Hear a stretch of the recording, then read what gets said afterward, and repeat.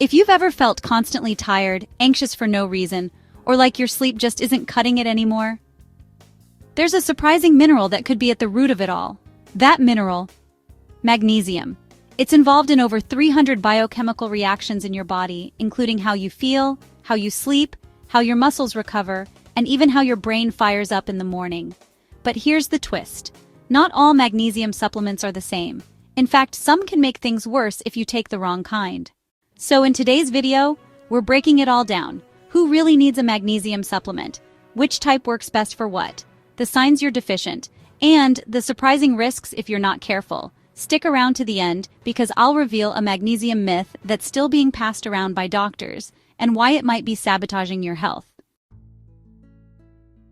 Magnesium might not get the spotlight like vitamin D or iron, but it's one of the most important minerals in your body, and yet many of us have no idea we're running low. Let's break it down. Magnesium is involved in over 300 enzymatic processes in the human body. These include converting food into energy, supporting your nervous system, maintaining strong bones, balancing blood sugar, and even regulating your heart rhythm. It's basically the unsung hero of your body's daily operations. And here's where it gets interesting. Modern diets are often shockingly low in magnesium. Highly processed foods, depleted soil and agriculture, caffeine, alcohol, and stress can all drain our magnesium levels over time. And the symptoms? They're sneaky.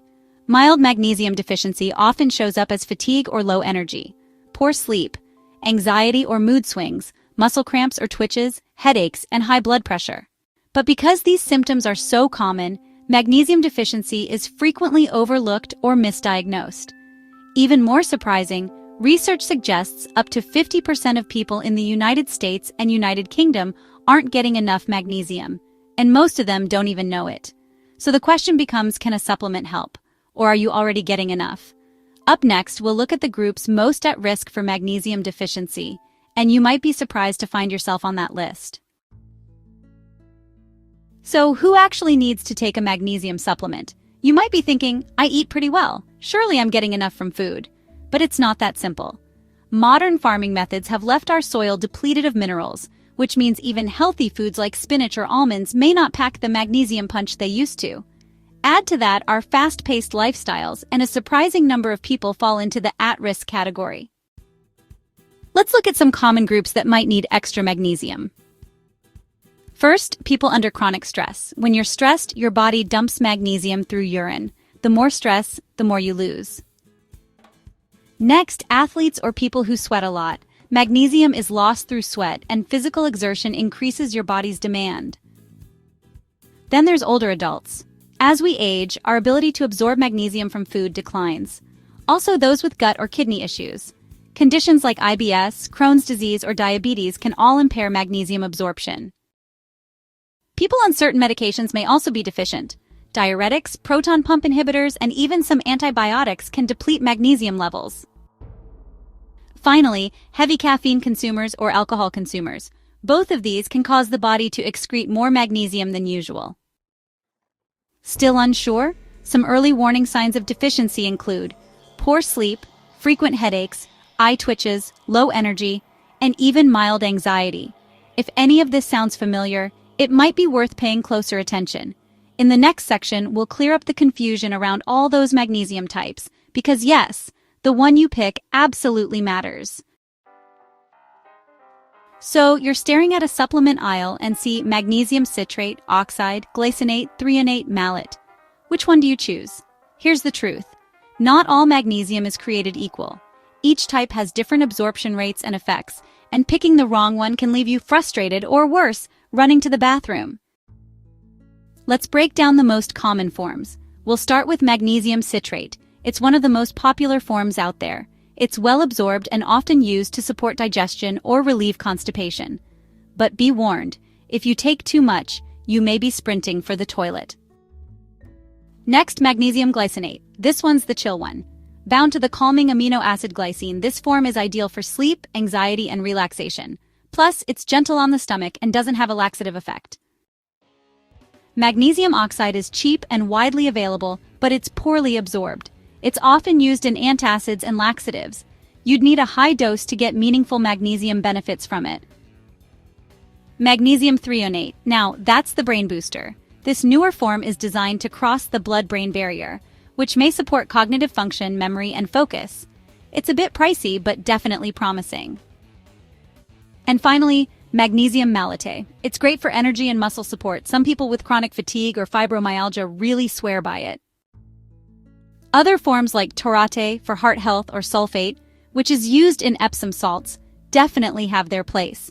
But for daily use, most people should stick to citrate, glycinate, or malate. So coming up next, can you actually get enough magnesium from food alone? Or is a supplement the only real option? Before you rush to buy a bottle of pills, let's talk food. Yes, you can get magnesium from what you eat. In fact, nature provides some excellent sources of this essential mineral. Here are some of the best. Leafy greens like spinach and Swiss chard, nuts and seeds, especially almonds, cashews, and pumpkin seeds, legumes such as black beans and lentils, whole grains like brown rice and quinoa, dark chocolate, yes, really, and avocados and bananas. Sounds easy enough, right? Here's the catch. Most people still fall short. Thanks to modern farming practices, many crops are grown in mineral-depleted soil, which means the magnesium content in food has declined over the last few decades. And if you eat a mostly processed or refined diet, magnesium is one of the first nutrients to get stripped out. Even healthy eaters might not hit the mark. The recommended daily intake for magnesium is around 300 to 420 milligrams per day, depending on your age and gender. But studies show the average intake is often well below that, especially in the United States and the United Kingdom. So what's the verdict? If your diet is rich in whole, magnesium-packed foods, and you're not experiencing symptoms, you might be just fine without a supplement. But if you tick any of the boxes from earlier or struggle to consistently eat these foods, a supplement could help bridge the gap. Next up, let's talk side effects and safety, because yes, too much magnesium can absolutely be a bad thing. Magnesium is essential, but that doesn't mean more is always better. Let's be clear, if you get too much magnesium, especially from supplements, your body will let you know. The most common side effect? Digestive distress. Think bloating, diarrhea, and stomach cramps. This is especially true with forms like magnesium citrate or oxide, which have a strong laxative effect. But there are more serious risks if you overdo it long-term or take megadoses without medical supervision. In rare cases, excessive magnesium intake can lead to low blood pressure, nausea and vomiting, muscle weakness, irregular heartbeat, or even, in extreme cases, magnesium toxicity.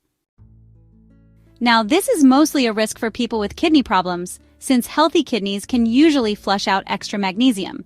But if you're taking multiple supplements or combining magnesium with medications like diuretics, antacids, or antibiotics, it can get risky fast. So who should be cautious? People with kidney disease or impaired kidney function, those already on magnesium-containing medications. Anyone taking heart medications, certain blood pressure drugs, or antibiotics, and definitely anyone with persistent diarrhea or GI issues. The bottom line is, magnesium is incredibly safe when taken correctly, but check with a healthcare professional if you have any existing conditions or medications.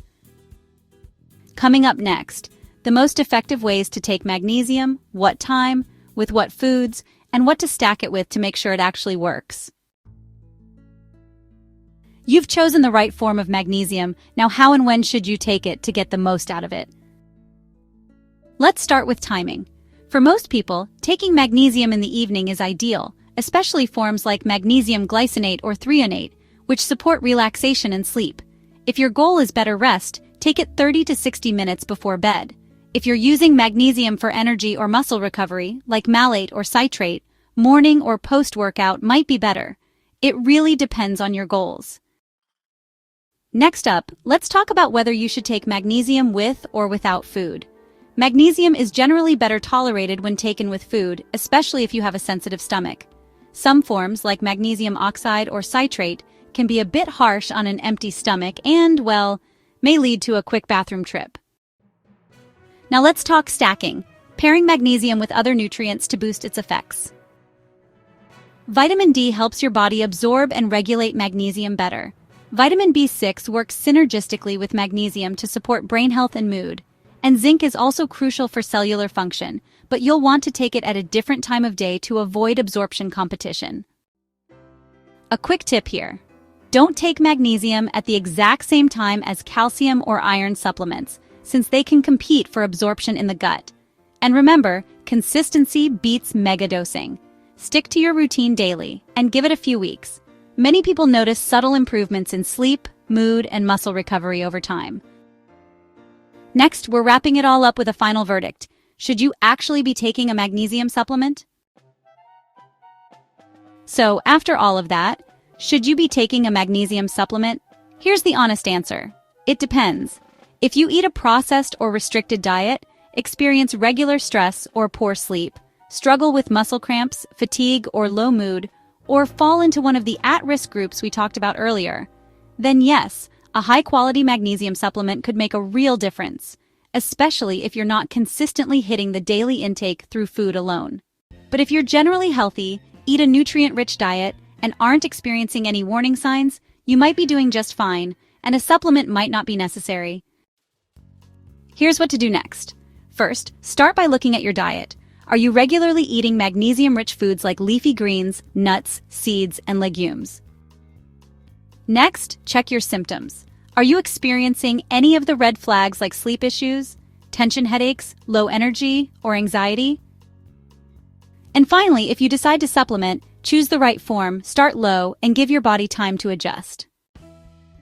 Remember, the goal isn't to jump on a trend, it's to support your body in a way that's sustainable and smart. Coming up next, I've got a bonus tip that most people overlook when starting magnesium. It's one simple tweak that could completely change how well it works for you. Before you head off to grab a supplement or overhaul your diet, here's one bonus tip most people never hear. Magnesium works better when your gut is healthy. Yep, even the best supplement won't be absorbed properly if your digestive system is off. That means supporting your gut with fiber and fermented foods, avoiding too much alcohol or processed junk, and maybe even taking a probiotic if needed. Think of it this way, magnesium isn't magic, but in the right environment, it can help you sleep better, feel calmer, think clearer, and move with less pain. One more tip, track how you feel. If you do start taking magnesium, jot down your energy levels, sleep quality, and stress over 2 to 3 weeks. The changes can be subtle, but they add up fast. So, should you be taking a magnesium supplement? Tell me in the comments, I'd love to hear your thoughts or experiences. And if you found this helpful, hit like, tap subscribe, and check the description below for trusted supplement options, food guides, and more science-backed tips. This channel is all about helping you feel better, think sharper, and live longer. Naturally. Thanks for watching, and I'll see you in the next one.